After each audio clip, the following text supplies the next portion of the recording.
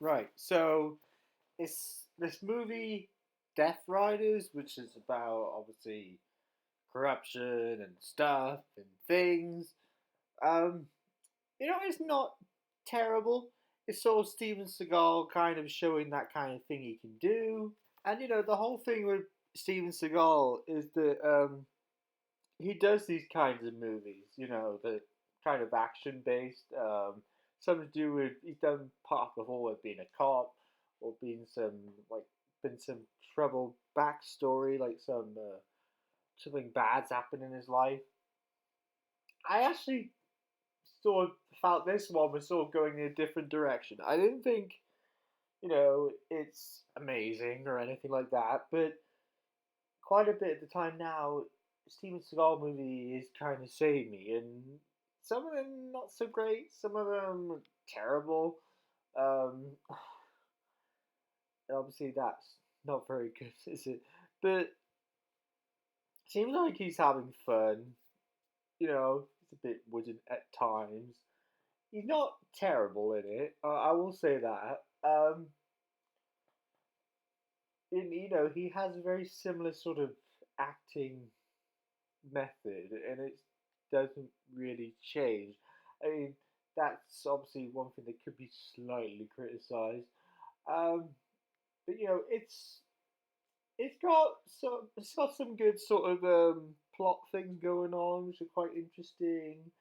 Um, and as a movie, I think it's lasted along perfectly fine. Didn't despise it, especially. I mean, some of it you could kind of sort of think, yeah, well, I kind of saw that coming, or there's something going on. Um, but I enjoyed it. I mean, wouldn't mind really watching it again. I mean, there are some films, you think, well, I saw watch that and it was okay, well, we'll watch it again. I kind of felt like that with Maximum Conviction. Like, it was okay, but I didn't really see much desire to see it again. I think I'll quite watch this again, not like on one of the it's not like one of the best films ever made or anything, or nothing like that, canon, but it's not terrible. I mean, Steven Seagal, you know, his movies kind of, like I say, they vary. Some are really bad, some of them are just okay, and even in some of the okay ones, he has been terrible at occasions. But it's sort of half and half. You get some not so great ones and some very bad ones. So that's the way it's always going to be, I think, because he's not really made anything like Vin Diesel. And that's the thing I keep going back to, that Vin Diesel has been in good movies. I mean, like Boiler Room, Fast and Furious One, you know, and he was in Find Me Guilty, which is a really good movie and a terrific performance from him. I never expected that, and I'll keep banging on about that performance because I want more people to see it. Um, and obviously in Fast and Furious 7, he was showing some moments of, actually acting again.